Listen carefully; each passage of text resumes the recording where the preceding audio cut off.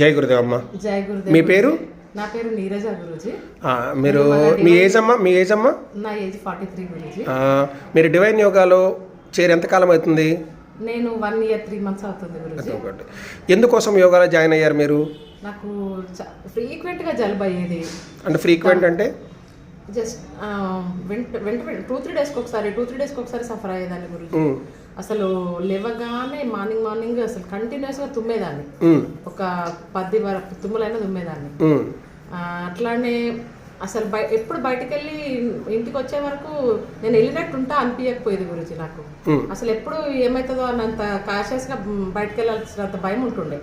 ఈ 1.5 year నుంచి వెళ్ళి గురించి 1 year 3 months నుంచి వెళ్ళి యోగాకు నేను రెగ్యులర్గా వస్తున్నాను, స్కిప్ చేయకుండా. ఎప్పుడో ఒకప్పుడు స్కిప్ అయితే కావచ్చు కానీ వస్తున్నాను. నాకైతే చాలా మంచి రిజల్ట్ ఉంది గురూజీ. ఒక్కొక్కసారి అయితే నైట్లో దమ్ము వచ్చేది. నైట్లో మనకు కూల్ అవుతుంది కదా గురూజీ వెదర్. అప్పుడు ఆ టైంలో సమ్ 11 తర్వాత 12 o'clock అలా చాలా సఫికేట్ అయ్యేదాన్ని నేను.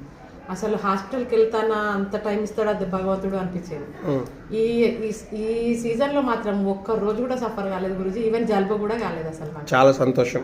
సో యోగా యొక్క రిజల్ట్ మీరు చూసారు? చూసాను గురూజీ. గుడ్.